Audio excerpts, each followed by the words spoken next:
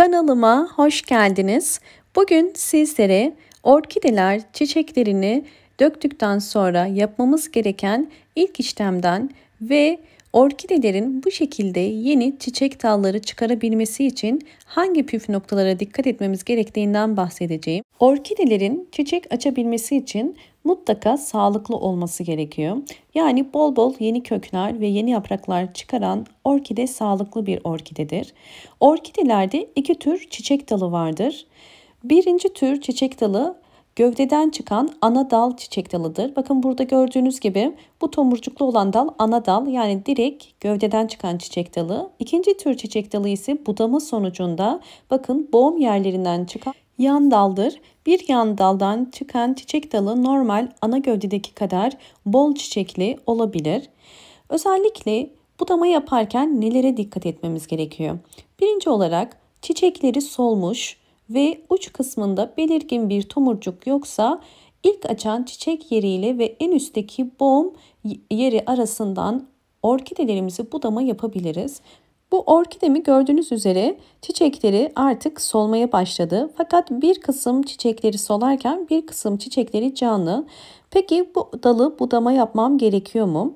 Budama yapmadan önce mutlaka orkidenin dalının ucuna bakmak gerekiyor. Yani eğer belirgin bir tomurcuk varsa kesinlikle budama işlemini yapmıyoruz. Hemen dal ucuna bakalım.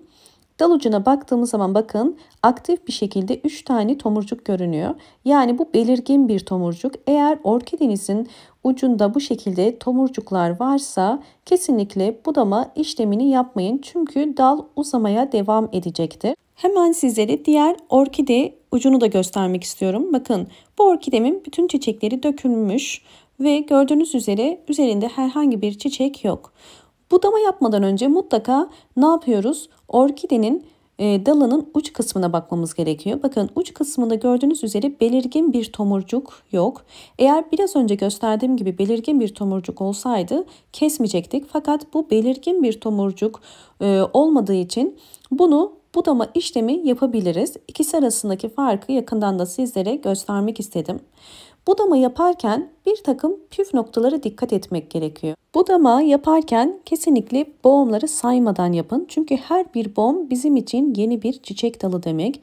Budama yaparken dikkat etmeniz gereken yeşil boğumları kesmemek. Bakın burası ilk dökülen çiçek yeri ve boğumu görüyorsunuz boş.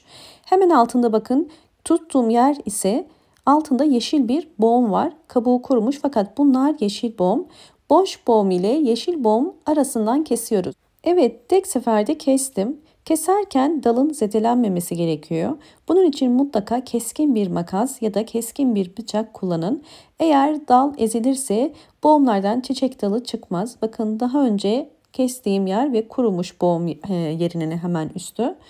Eğer orkidelerinizi bu şekilde budama yaptıktan sonra orkideniz sağlıklı ise, yani bu şekilde bol bol yeni kökler çıkarıyorsa, kökleri aktif ise ve aynı zamanda sağlıklı yaprakları varsa, yeni yapraklar çıkarıyorsa bu orkidenizin sağlıklı olduğu anlamına gelir. Ve bu budama sonucunda sağlıklı bir orkide mutlaka yeni çiçek dalı çıkarır. Ve aynı zamanda sadece yeni çiçek dalları değil, bakın ana çiçek dalları da muhakkak çıkarıyor.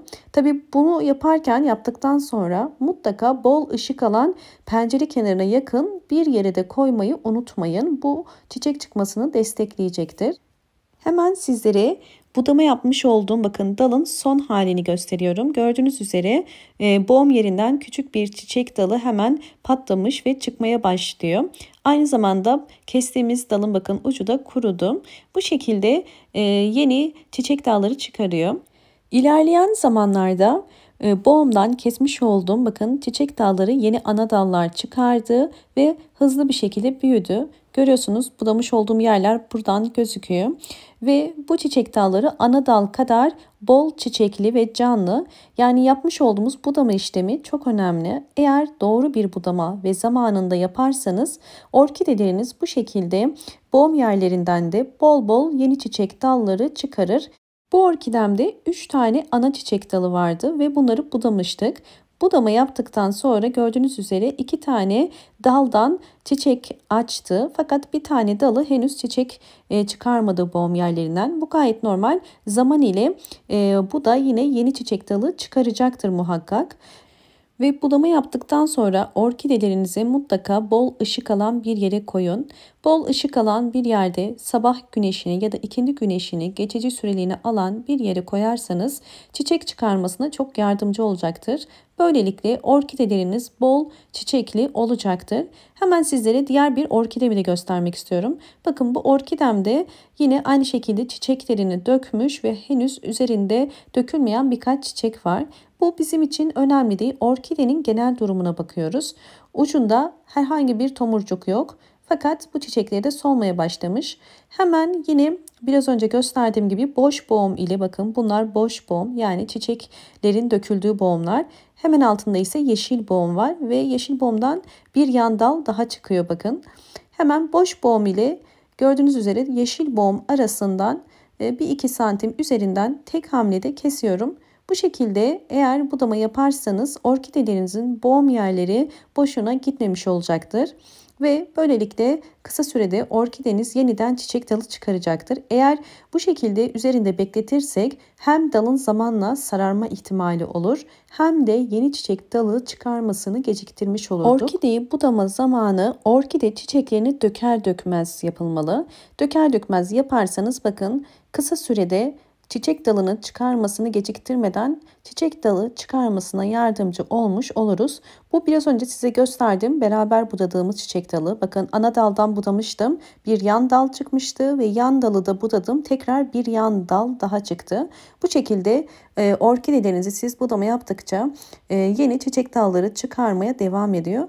Aynı zamanda sadece yan dal değil yeni bir bakın ana dal çiçek dalı da şu anda çıkıyor. Tabii bu aşamada mutlaka belirli aralıklarla gübre vermenizi de tavsiye ederim. 20 günde bir mutlaka orkidelerinize muz kabuğu suyu ya da yumurta kabuğu suyu dönüşümlü olarak verebilirsiniz. Bu orkidelerinizin çiçek çıkarmasını daha da kolaylaştıracaktır. Çünkü orkideler gübreleri seven çiçeklerdir. Siz orkidelere düzenli olarak gübre verdiğiniz zaman orkideniz daha hızlı çiçek dalı çıkarır. Umarım bu videom sizler için faydalı olmuştur. Elimden geldiğince sizlerle bütün bilgileri paylaşmaya çalıştım. Eğer videomu buraya kadar izlediyseniz ve beğendiyseniz hemen beğen tuşuna basıp kanalıma da abone değilseniz bana destek olmak için abone olabilirsiniz. Ve bol bol yorumlar yaparak yorumlar kısmında da sorularınız varsa sorabilirsiniz. Eğer bu anlattığım yöntemleri deniyor ve sonuçlar alıyorsanız yorumlar kısmına yazmayı unutmayın. Böylelikle diğer takipçilerim de yorumlar kısmından görmüş ve faydalanmış olurlar. Hoşça kalın, sağlıkla kalın.